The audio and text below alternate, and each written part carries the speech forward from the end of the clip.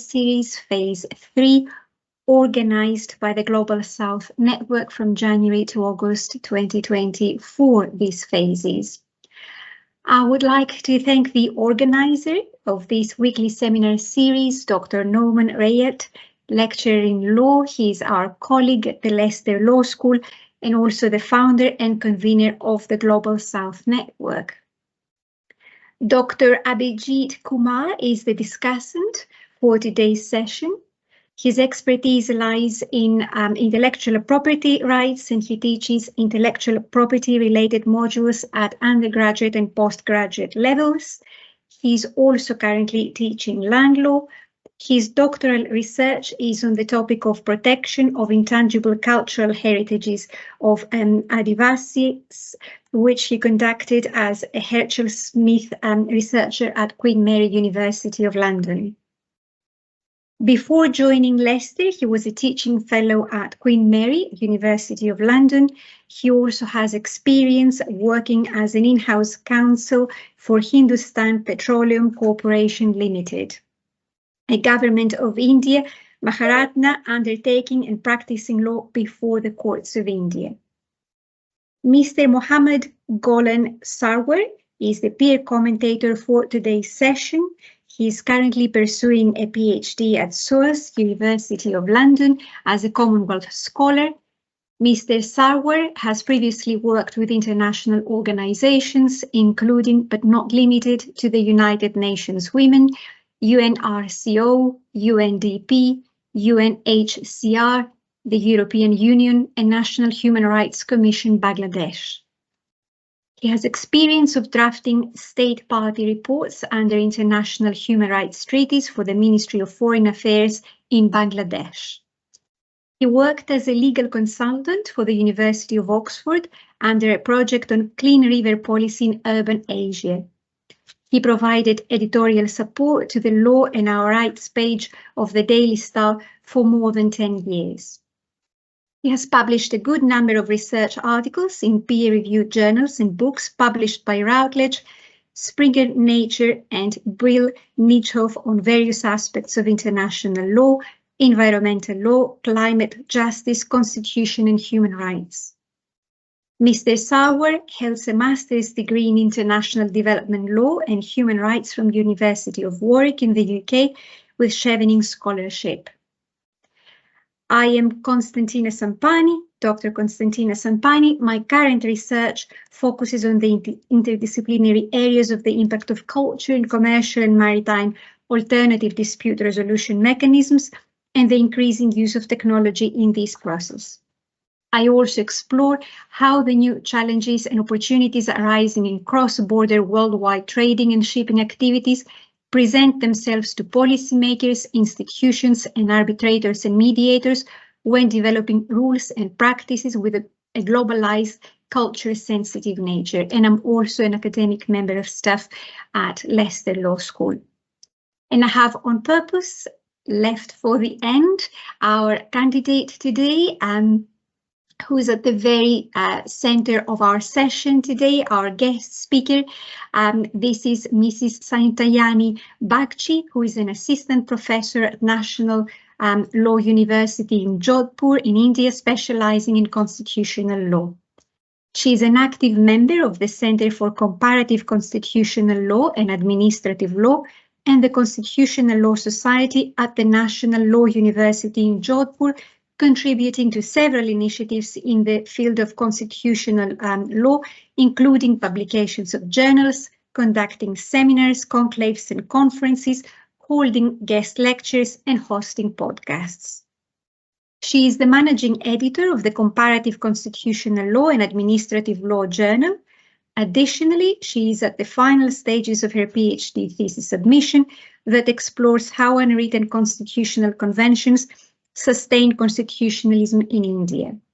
She has presented papers at prestigious national and international conferences, some of which include Asian Law Institute Conference at the National University in Singapore, the Socio-Legal Studies Association Annual Conference at the University of Portsmouth, and the annual conference of the Berkeley Center on Comparative Equality and Anti-Discrimination. Sayantani, welcome to this session. You have 30 to 35 minutes for your presentation. This will be followed by 5 minutes for comments and questions of the discussant and the peer commentator, and 15 minutes of questions and answers by the attendee. So the floor is yours, and we look forward to your presentation. Thank you so much, ma'am, for that generous introduction. And I would like to thank Professor Norman for this fantastic opportunity. It's been really very, very encouraging right from the time I've met him. And I think I would like to thank our respected discussant as well as my fellow peer commentator. So this is one of the chapters of my thesis, which is particularly delving into the domain of unwritten constitutional conventions and how they operate in connection with the Constitution of India in particular. Now, as far as if we could come to the first slide, the first thing about constitutional conventions, what I felt as a major challenge while researching on this particular topic was that there's a dearth of literature as far as constitutional conventions are concerned, because India has the largest constitution. It's a voluminous constitution. We all must be aware of it. And parallelly to run constitutional conventions, it becomes a very interesting thing to understand how constitutional conventions operate alongside the entrenched constitutional provisions. Perhaps becomes a very interesting kind of a venture. Because they are unwritten. Most of them are unwritten, and I literally found it very difficult, to kind of deal with the literature, the scattered literature all this while. However, this particular chapter is inspired particularly by a couple of papers that I had the good fortune of reading. The first paper being that of Professor Richard Albert, along with his co-authors, and the other paper was by Professor Adrian Vermeule, who gave their ideas on how constitutional conventions, particularly they are looked at in the Commonwealth countries, specifically because there's this understanding, a Commonwealth approach, that conventions do not constitute the subject matter of judicial intervention, because this comes from specifically as far as India is concerned. I believe that India's initial tryst with constitutional conventions, it began because India was familiar with the British ways of constitutional governance. So in the Constituent Assembly, we have had a lot of discussions and deliberations on importing the British, conventions and how to make them a part of the Constitution of India, how much of it to borrow and import. So we did have several considerations that were taken up. There were people who were against borrowing the British principles because they felt that Indians are not trained in the system of parliamentary governance, which was indeed true. And they also raised certain other important factors like the opposition, because in Britain we essentially see a bi-party structure, unlike India, where it's a kind of a burgeoning multi-party system. So we do have several problems that were raised. Nevertheless, there were certain foundational conventions that were introduced into the text of the Indian Constitution. However, most of them, not most, but many of them, the ancillary ones, were kind of left to operate on their own. And we've seen often that the courts would definitely go back to the British practices and then kind of import that whenever a question involving conventions had arisen in the Indian context. Now, coming to the first slide, which talks about the key attributes of constitutional conventions. Now, constitutional conventions, I hope we understand, are they are informal means to promote constitutional change, because no constitution can ever contemplate every single challenge that can possibly come up in the future. So we allow certain informal means to work parallelly alongside the entrenched provisions. So these constitutional conventions, they operate alongside the constitutional provisions to basically supplement them. That is the very idea, because supplementing them is again a paper by Professor Richard Albert says that they do not necessarily supplement or supplant the constitution, and at times they also operate against the constitutional structure. So, but as of now, let us assume that they are meant, or they were allowed to operate alongside the constitutional provisions to supplement and to reinforce the constitutional structure. And we see that they are basically the practices. So we understand that inviting a leader of the majority party to form the government, so that need not be written down in the constitution. Whoever commands the majority becomes, let's say, is made the prime minister of the country. So constitutional conventions are certain things which are merely practices which constitutional stakeholders agree upon to follow, and they are the ones who think that we can follow it for a very long period of time, because that is kind of granting, or it is imparting a lot of flexibility to the constitutional process. So we understand that this foundational debates, I've written this question, that what were the foundational debates on allowing constitutional conventions to operate in the Indian constitutional scheme. So I think I've just mentioned that in the Constituent Assembly, there were several deliberations with regard to the constitutional conventions.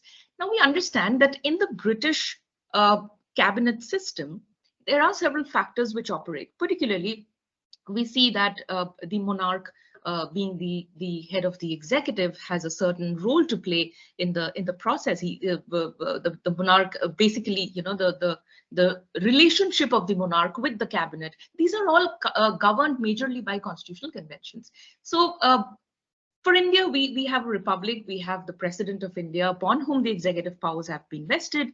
So we were trying to brainstorm as to how do we bring those things within and create a kind of a structure. So what we did was we borrowed things from Britain, as in the case of Shamshed Singh, one of our judges, whom we believe to be one of the stalwarts in the field of constitutional law, Justice V.R. Krishna Iyer. So he writes that it's not the Potomac, but the Thames that shapes the flow of the river Yamuna, where if we were to think of a riverine imagery, which basically means that we've basically borrowed the British Westminster model as far as the Indian parliamentary structure is concerned. And the powers that were vested in the monarch in Britain have now been vested upon the president. So, however, the relations, etc., these things are similar to that of Britain. Now, there was this very interesting thing. Now, how do we gather that they did repose a lot of faith on constitutional conventions? So I'll give you a small example here. There was something called an Instrument of Instructions. Now, the Government of India Act 1935, which was the last colonial legislation which had this constitutional structure that was operating. So the Government of India Act 1935 basically laid down that there would be a certain set of rules, conventions, but they will not be binding. They would govern the Governor General as to how they would run the legislative assemblies and all the, I mean, basically how the parliamentary system functions. So what they did was they said that, I was quoting, I have gone through this paper by one Professor D.N. Banerjee. It's a pretty long, it was written long back, where there was a very, very clear message that these are the conventions which are merely indicative in nature. They do not want, or they did not want, judicial intervention into these matters because they are by their inherent nature political. So there was always this understanding that judges will have to be kept outside the domain of conventions, which is something which we understand in the British context, because judges, we believe it's something which involves the propriety of action, because the parliament having conventions, the executive having conventions, it's a matter of convenience for them as to how they wish to run the constitution. So the judges have not much role to play unless and until there's a matter comes up before them and that requires their intervention to merely recognize that there is a convention. And the rest, how you wish to carry it out, is entirely upon you to determine. Now, there was this question again that was raised in the Constituent Assembly, which was again with regard to the incorporation of the instrument of instructions within the Constitution of India. Now, we were having a constitution with the president as the head of the Indian Republic. So the concern was that should we incorporate something like an instrument of instructions into our constitution, because that will basically codify all the conventions, British conventions, and will guide our governors or our president as far as their discretionary powers are concerned to be exercised in relation to the cabinet. Now, initially there was this idea that yes, we must go for it, right? Because that would kind of limit the powers of the president, and because basically you define what to do when there is a hung parliament, you define what to do when whether to dismiss the house or not. So there will be a level of clarity at least. But later on, what B.R. Ambedkar did was he completely dropped the plan after a period of 10 months, and he said that we don't have to write things down. If the president or the governor acts otherwise, then the president and the governor is liable to be impeached. So we don't have to write things down. Let healthy conventions emerge. We already have British Westminster conventions that can regulate the task of, the responsibilities of the president and the governors, and let them take a call on this. Let's not put it down explicitly in the constitution. So ultimately, when they wrote this constitution, what did they say? They said that we will have certain codified conventions in the constitution, and parallelly, whatever ancillary conventions are there in the Westminster model, we will allow them to function. In addition to that, we will also allow new conventions to emerge from time to time so that the flexibility factor is maintained in the Constitution of India. It is not reduced to a rigid document. Now, as far as on the left, as you can see, that these are the most fundamental conventions that have been mentioned. And on the right, I have mentioned the ones that have not been mentioned, but are yet fundamental in the governance of the in the governance of India. So first, you can see aid and advice provided by the Council of Ministers to the President. It is written down. The courts not to question the aid and advice is something that has been written down. The collective responsibility of the Council of Ministers to the lower house is something that is written down. The duty of the Prime Minister to communicate the matters with regard to the functioning of the Council of Ministers and all important policy decisions to the President, that's also written down. Court shall not inquire into the proceedings of the Parliament is also written down. Now, these are the things that they have tried to codify.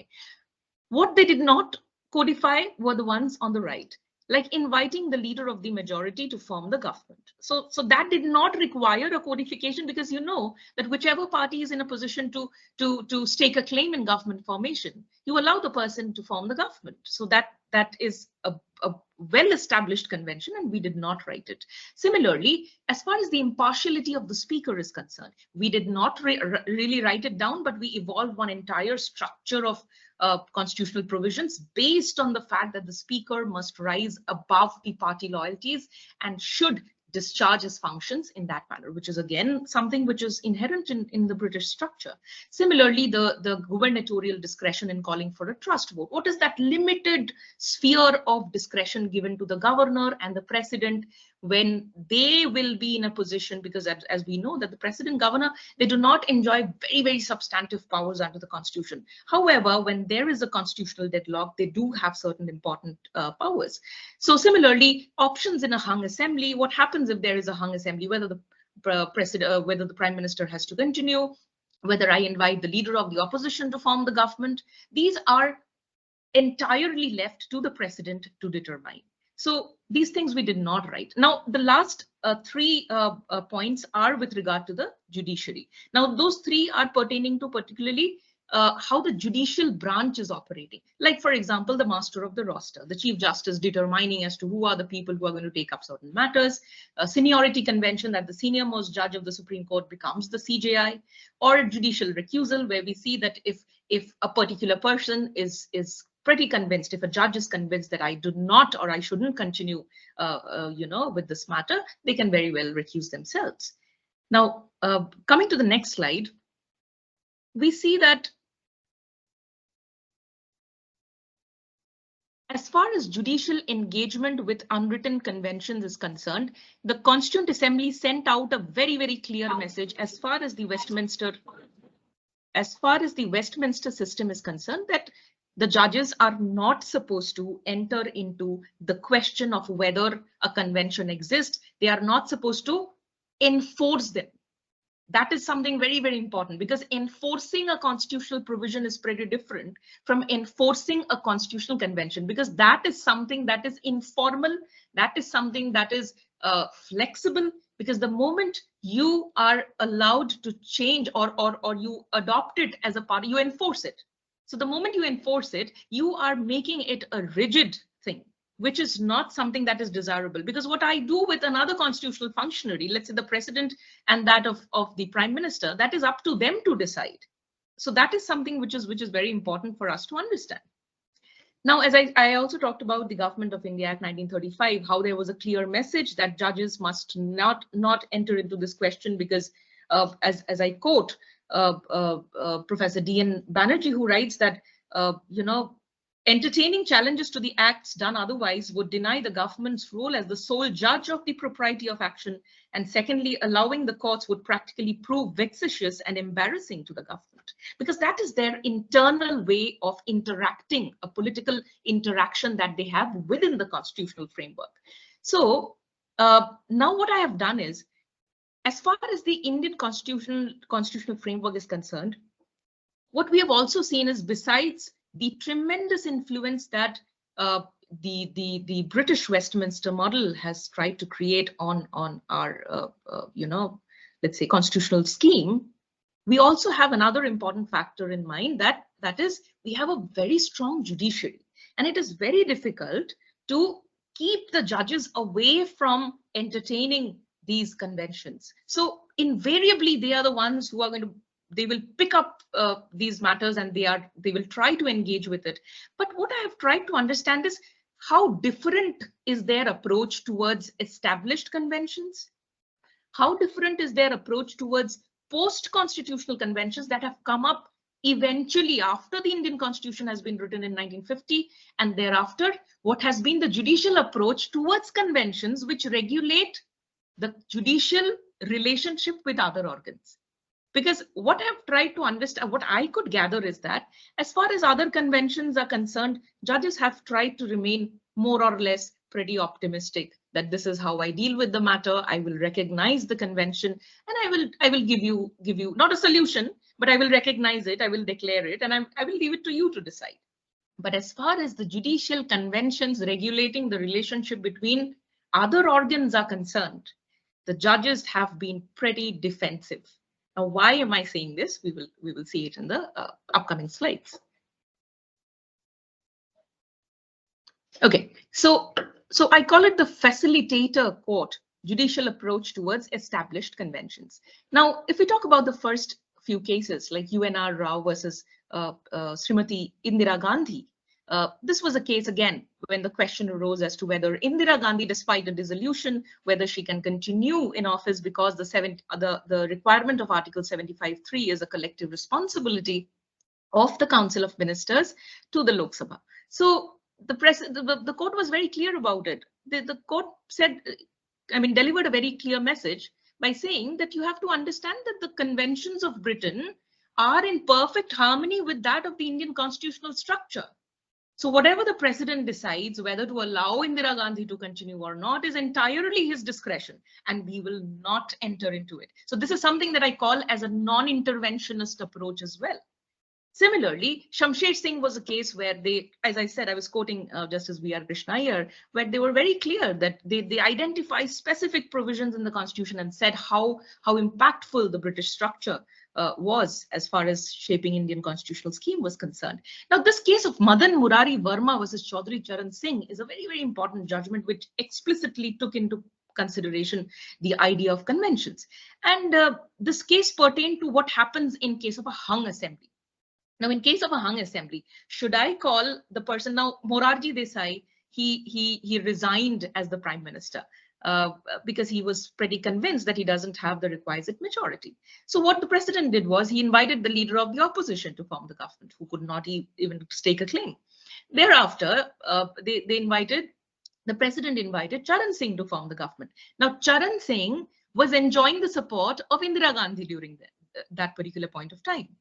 Now, later on, when Indira Gandhi withdrew support from Charan Singh's government, he was left with no majority. And before facing that embarrassment, what he did was he resigned. But before resigning, what he said is, you dissolve the assembly, or you dissolve the Lok Sabha. That was the advice. Now, the question arose that, can the president do this? Can the president even take into consideration the advice of a prime minister who has resigned even before proving his confidence on the floor of the House? So the court said it is entirely the president's choice. Let the president take a call on this.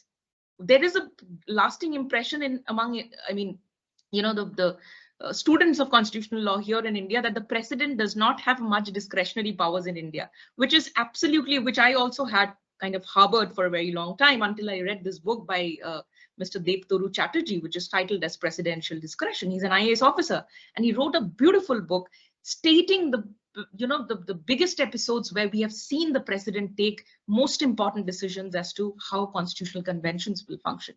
So this is another judgment. Kihoto Holuha versus Zachilu was with regard to the anti-defection law in India. So within the anti-defection scheme, what did they do? They said, let the speaker take a call as to whether a person is disqualified under the anti-defection law or not. Now, ordinarily, if you have to disqualify a person, it's the president who takes a call on this by consulting the election commission. But they carved out an exception by saying that let the speaker decide for himself as to whether he wants to disqualify a person who has defected to another party. Now, this is again a case where we see that the court made it very clear that we believe that impartiality of the speaker is a very, very important convention in Britain and for us as well. And we have kind of crafted a whole lot of provisions on the basis of impartiality of the speaker. So we will continue with that. But what we will not continue with is paragraph 7. Now, paragraph 7 says what? You will not have judicial review powers over the speaker's authority. So court says, no, I have a problem with this. You cannot take away the power of judicial review from me. You give the power to the speaker, which is good, impartiality of the speaker. But I do have the power to review the exercise of discretion by the speaker. Now comes the case of S.R. Bommai, which is again one of the most landmark judgments that we have seen, which is pertaining to the fact that aid and advice cannot be questioned. Now, S.R. Bommai is important. Why? Because in S.R. Bommai, the question was under Article 74, you have made a very clear statement that aid and advice provided by the Council of Ministers shall not be questioned before the court of law. However, the court has seen that there was a rampant misuse of the emergency provisions by the president because the president acts in consultation with the Council of Ministers. So the court said, great, I'm not going to enter into the domain of aid and advice. Instead, what I'm going to do is I'm going to look at the materials on the basis of which you have formed that opinion. And here in this case, it was the governor's report. So they are trying to make their way by circumventing explicit constitutional provisions, which are the codified versions of as I said, constitutional conventions. So this is one. Coming to the next slide, which is about the new the post-constitutional conventions. Now, with regard to this also, we have seen utmost restraint. They have not gone very deep into enforcing things and giving solutions. However, they have used them in two different ways. One is by recognizing these conventions, and secondly, by saying that we will use it as tools of legislative interpretation. Now, I'll give you a couple of examples here. Like, for example, this case of Lakshmi Narayan versus Union of India. Now, in Lakshmi Narayan versus Union of India, they're trying to come up with this idea that whether the central government is bound to consult the state assembly in the matters of appointing certain functionaries. So what they did was they went into a very, very deep exercise and figured out that there was no such requirement. So I called it a fact-finding venture. So if you are trying to establish that, yes, you have a convention, but you're not going beyond it to advance a solution. That means you're not enforcing it, leaving it right there by saying, this is what I declare to be the convention after verifying it, after fact-finding. So I say this is the convention, and thereafter, whatever you want to do, you can proceed with it. Similarly, Ambika Roy is another very important matter, which is with regard to the Public Accounts Committee in the lower houses. Now, there is this convention that in the Public Accounts Committee, the head will always be a member of the opposition. Now, this was again disputed. So the court took up this matter and the court said, great. They did a lot of fact-finding and exercise, looked at the speakers' speeches for 54 years, and they said that this is something which has been being followed for 54 years, and there is a convention. If you want to follow it, that is totally your call. But I have laid down that there is a convention. So what are they doing in the process? They are following the Jennings test, which I'm pretty sure all of us are aware of, because Sir Ivor Jennings, he came up with this 3-pronged test, which required you to understand the rationale and whether the parties they feel obligated that yes, we can follow this. Because the bindingness factor comes into play. Unless and until both of us or many of us together as constitutional functionaries, we think that, yes, we should be bound, nobody can make us bound by that particular convention. So Jennings test was applied in all these matters to come up with the conclusion that, yes, there is a convention. You take care of the rest. I will declare it, I will recognize it, or I will use it as a means to interpret another legislative provision, but I will not enforce it. Means I will not give you a solution or a remedy in this case. But things change to a great extent in the third case. Now, what is this third case? The third case, we call it a defensive a kind of a court, which is in the next slide, if we can see that. So the defensive court. Now, why am I calling it a defensive court? Now, up till now, judiciary is the third party, trying and interpreting how conventions operate within the legislature, between legislature, executive, within the executive. Now the judiciary, the moment it comes to itself, the judiciary starts acting a little differently, which is very interesting here.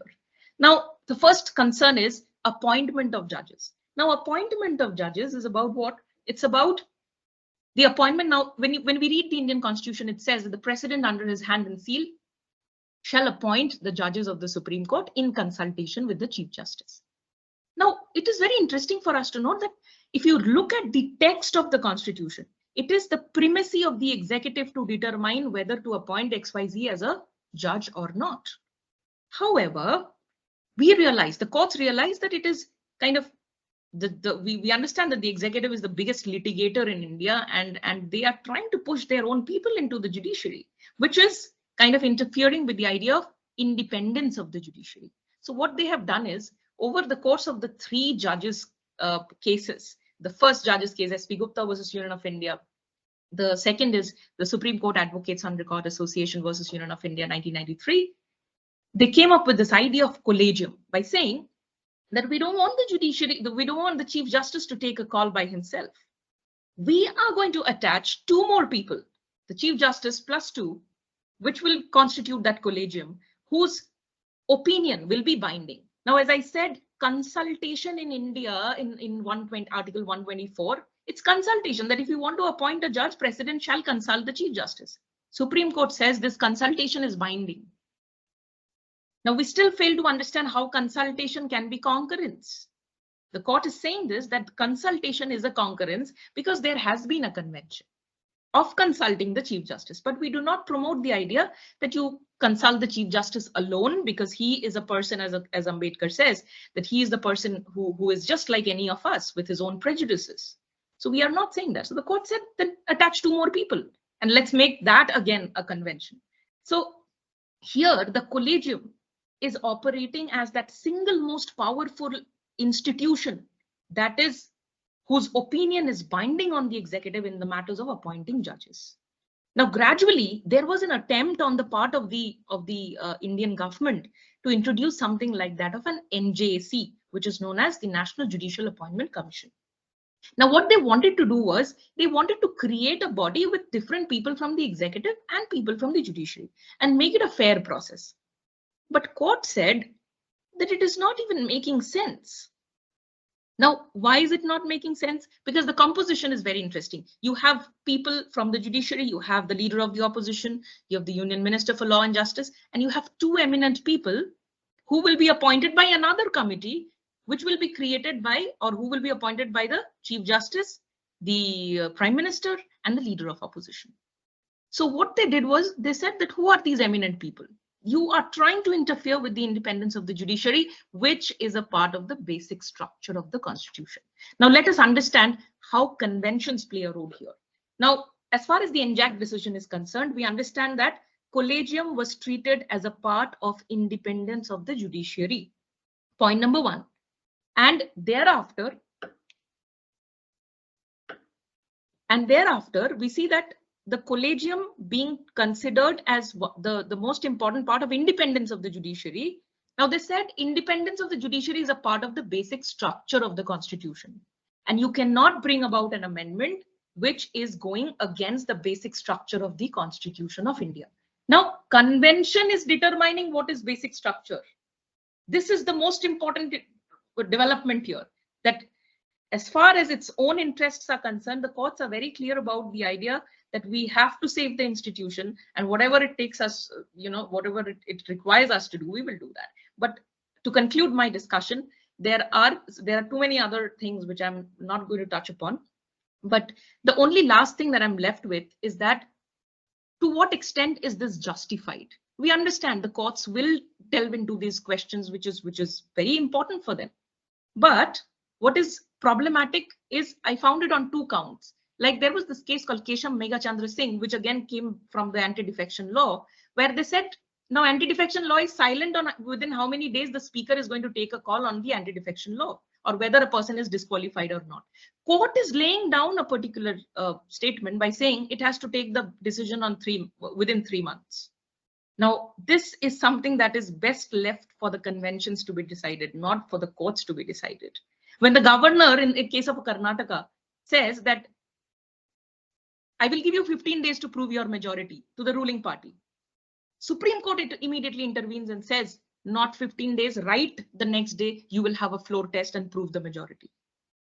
Now, Supreme Court's intervention has become this much that it has tried to come up with very interesting convention-like norms to regulate the affairs of other co-parallel branches as well, which I feel is a little problematic here, because conventions are supposed to be coming from the organs. It's a matter of convenience. So I would conclude here. I'm sorry if I've exceeded the time, though there's a lot to say because very attached to this particular topic, but I would conclude here. Thank you.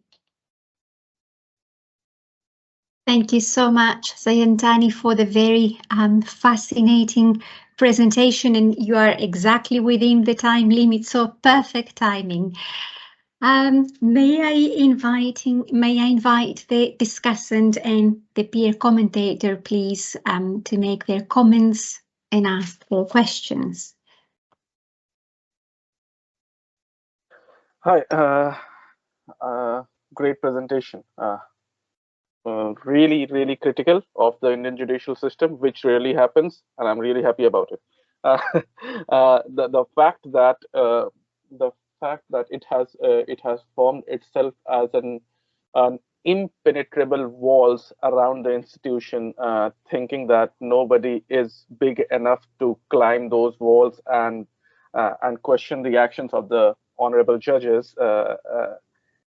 It has to come from academia in the end.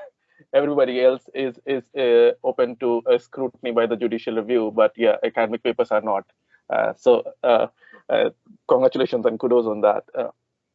With respect to two things, I'm sure, because it is a part of your longer research, I'm sure you have already dealt with it somewhere else, but I just wanted to understand if the Government of India Act 1935, which is the basis of, again, my understanding and is limited to the discussion that we have had here, and certain prior understanding that I have of the Indian working, the judicial and the legal system.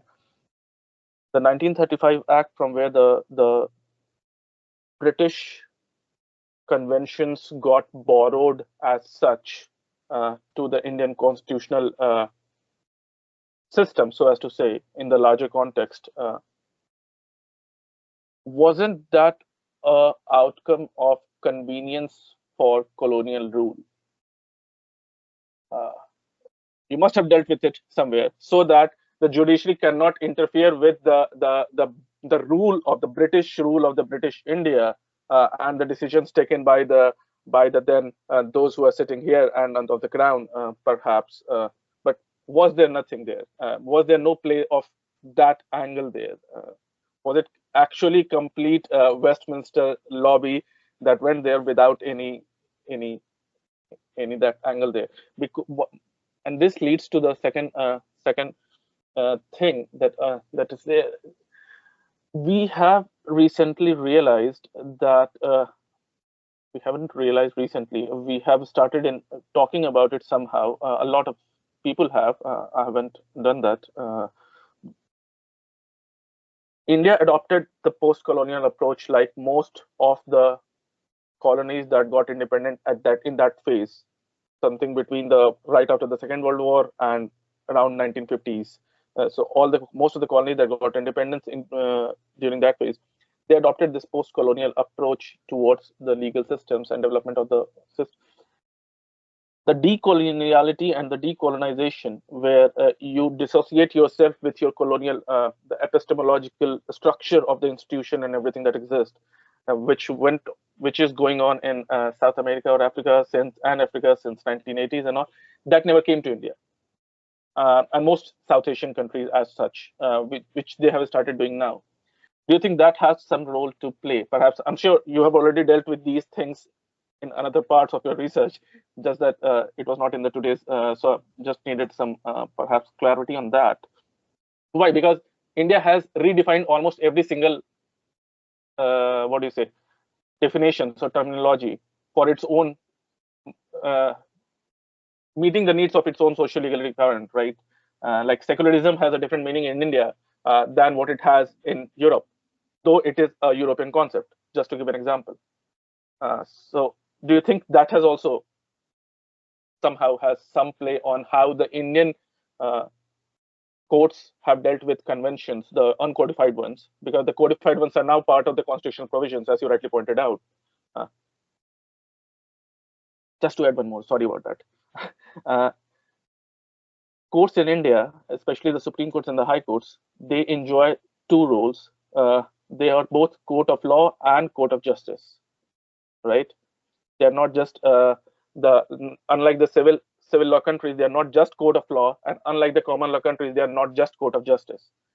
So they tend to deviate from one place to another in the name of fairness, equity, and justice principles. They go beyond the strict black letter of law. Again, does that come into play somewhere?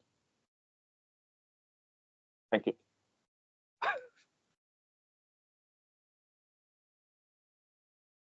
May I? All right.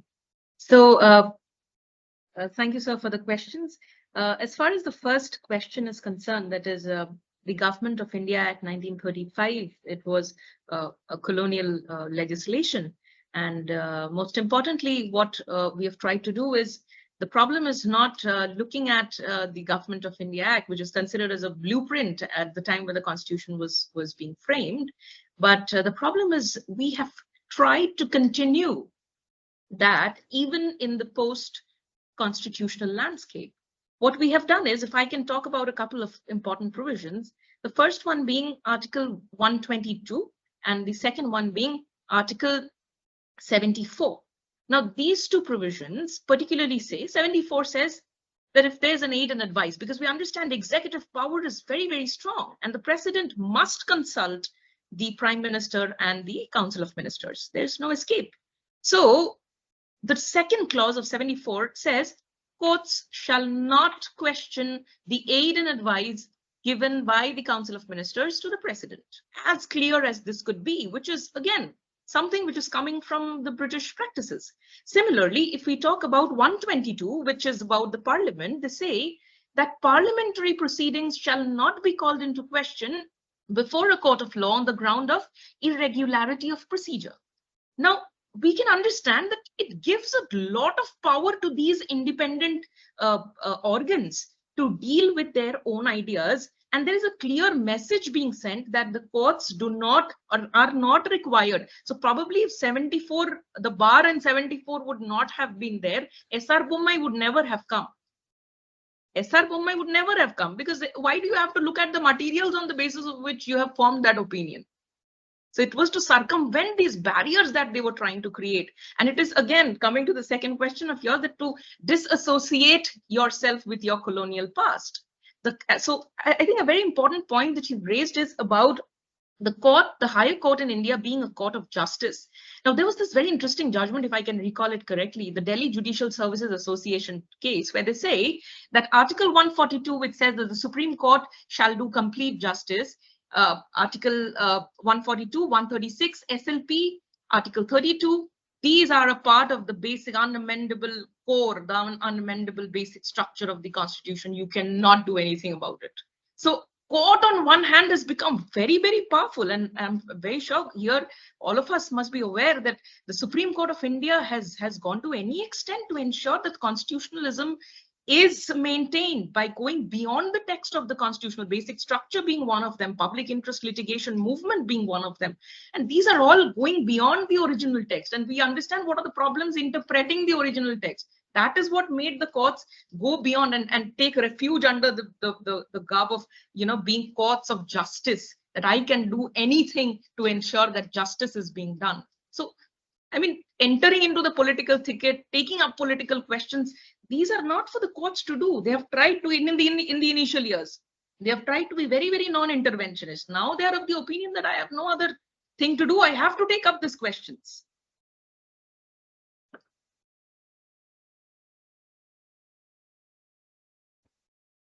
It's an interesting approach here. I think 142 is funny provision for anybody, for the non-Indian participants. 142 says grants the Supreme Court the right to do complete justice. Nobody has any idea on what complete justice means. It has the right to do complete justice. So yeah, that's the wide variety of power that is being talked about. So yeah, great. And that also becomes a part of the basic structure. So you can't do anything about it. Right. Can we go to Sarwar, our peer commentator? Yes. Yeah, please. Thank you. Thank you,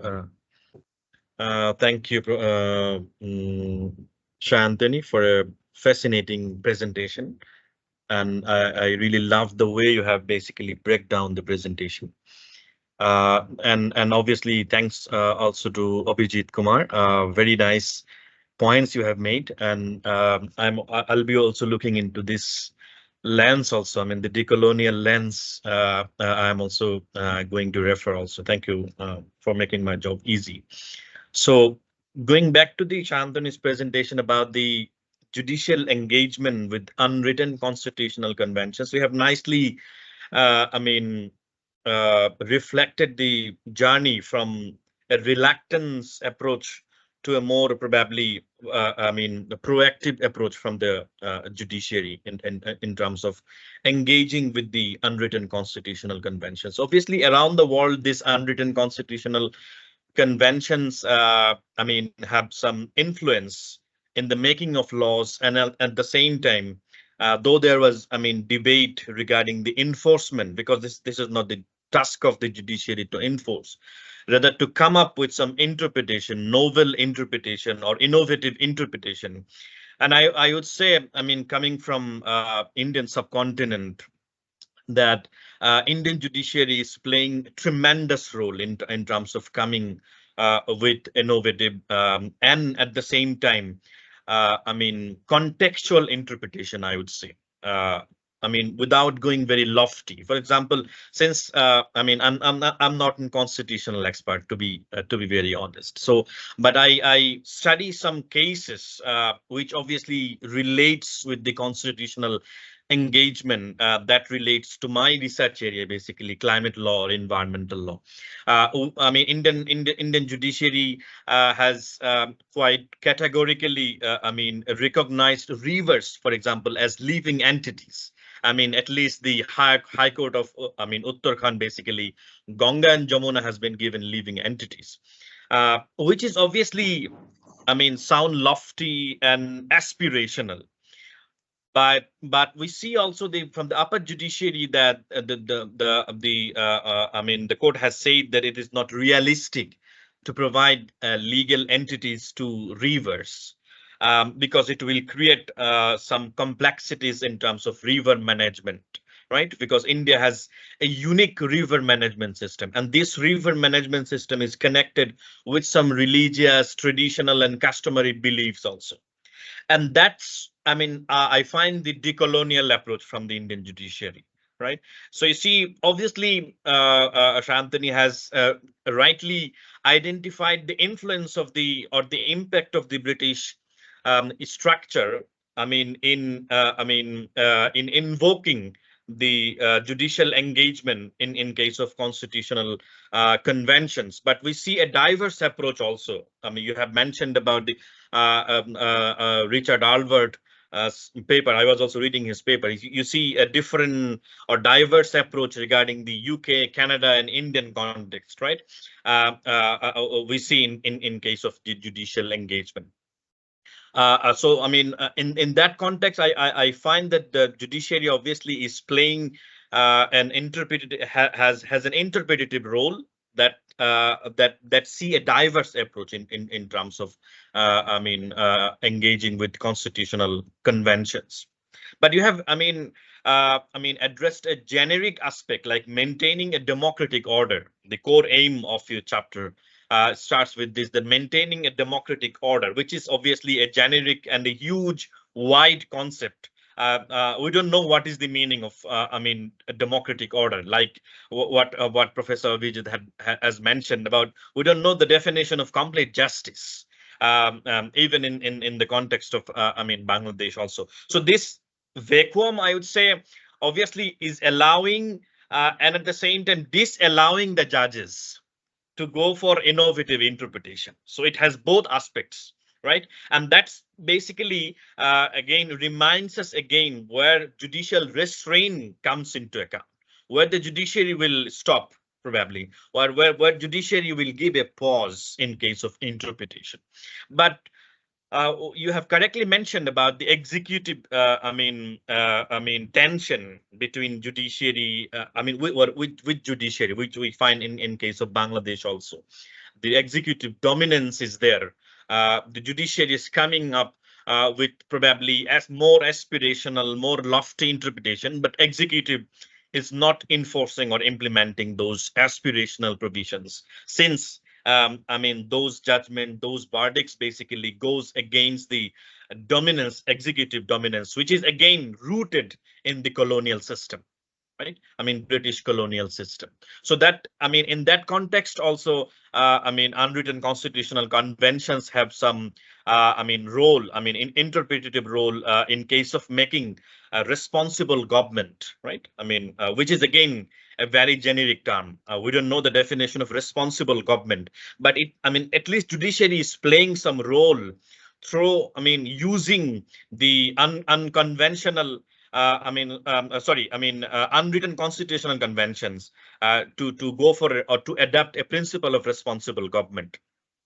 But at the same time, we need to keep in mind that those unwritten constitutional conventions, have also some, limitation in case of binding, right? There you have mentioned a couple of cases also, because it has no legal power to the fullest extent. That is its limitation basically, right? So we need to address probably that point also. And at the same time, we need to keep in mind also that when exercising this judicial power, the judiciary also should take into account that it is not abusing public power, right? Because the public power or the people's power is more, is granted to the legislature mostly in our context, right? I mean, or the lawmakers of the parliament, those who will be making the laws.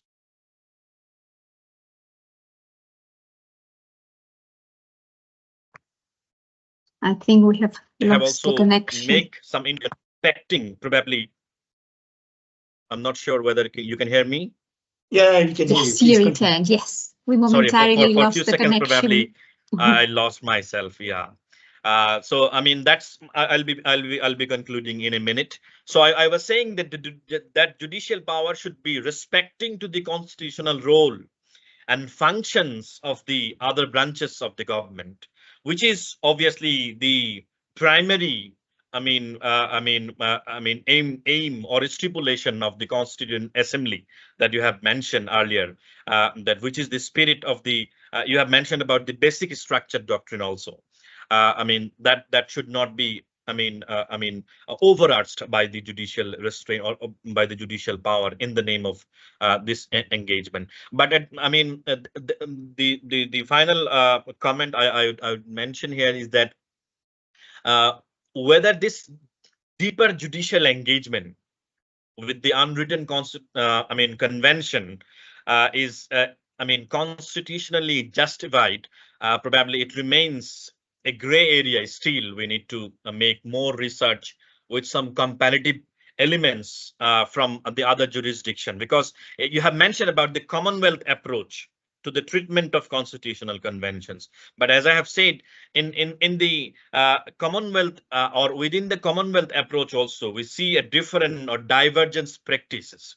So probably we can learn from the diverse practices of Canada, United Kingdom, and also from India, how we can probably build up a Commonwealth approach regarding the treatment of judicial engagement with the constitutional convention. So I'll end up here, and I really thank and congratulate you for for this fascinating presentation, and I wish good luck for your full paper. I'll be looking forward to reading your paper. Thank you. Thank you, Sarwar. I request the speaker to be very brief in your response to the comments, and please also answer the questions forwarded by the attendees. And I request the chair if you could please give extra time, if required, to give time to speaker to address those questions. Thank you. Absolutely, unless anyone objects to that. Okay, I just quickly wrap up. I think this question that I can see here, which is, what is the role of separation of powers and checks and balances in all these wranglings? Yeah, so I think this is something what Mr. Sarwar has also taken up, and that is as far as the functional specialization is concerned. So this is one of the arguments that I'm trying to make, And that is, though we do not believe in Montesquieu's theory of separation of powers being applied in the Indian context, we haven't designed it that way. We do have checks and balances, and powers do overlap. However, we do believe in the idea that every single branch, they have their own specialization. That's one example, if I could give, was the rule-making power. So each of them have their rule-making power. They know best what is best for themselves, unless they assume it for themselves that, yes, I can override certain important obligations that I have under the Constitution. So, and if, as I said, as Mr. Sarwar has also mentioned very interestingly, and that is, what do you understand by democratic order? So democratic order is perhaps the most contested idea, because in order to maintain democracy, whatever it takes, does it allow me to go beyond the text of the Constitution? Does it allow me to create something very new and establish? Basic structure is nowhere written in the Constitution. It's as a result of MC Setalvad coming to the court in Keshavananda Bharati and listening to Professor Conrad's lecture delivered in BHU in India. So these are some innovations which, so does this, now I can go on to say the basic structure doctrine is unconstitutional, but the amount of gain that we've received, probably that 6:7 today, if it would have been the other way around, we would have been studying a different constitution altogether. So definitely it's the judiciary which has saved us all. But where does it stop? I mean, this is something which is, where you are abusing public power. So that's a very pertinent idea, that separation of powers. We do have to respect the fact that separation of powers is also a part of the basic structure of the Constitution. We cannot abuse public power. The representative institutions this is a representative democracy. So this is one point. And the second question is, if your project deals in more detail with your claim that judge should not enforce conventions, especially now that we see increasing evidence of breakdown of what Professor Elliott calls constitutional civility among us. Yes, of course. I think these questions are all interrelated, because that again boils down to the same fact that so I was reading about the insurance theory in Mark Dashman's book, and several other factors that in what circumstances the judicial powers automatically, the judiciary feels safe to interfere with different other organs, and to what extent they are justified in doing so. So I think I will definitely take note of this concept of constitutional civility by Professor Elliott, that one of our So I'll just take note of this, and I will go through the work, particularly to see if I can, import something or take something from that particular work. That's great. Thank you very much for the comments and questions and the answers. I wonder whether there are any further questions by the attendees.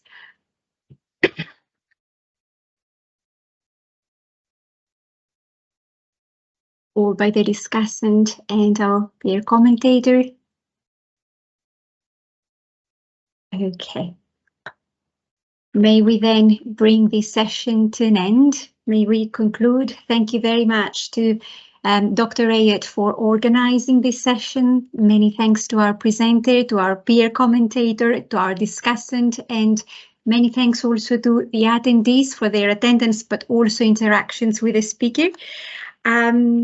Could I remind you that same time next week, there is another session with Yvonne Tsao, our PhD student from the School of History of Arts and Film at the University of Leicester, presenting their project titled Cultural Disparities Between Sinophone Communities in China and its neighboring countries. Many thanks again for the fascinating presentation to Mrs. Sayantani Bagchi, and many thanks for all the interactions from our participants. Thank you very much again. Thank you very much. Thank you so much. Thank you for inviting me. Thank you very much. Thank you all. Bye-bye. Thank you. Bye. Thank you. Bye.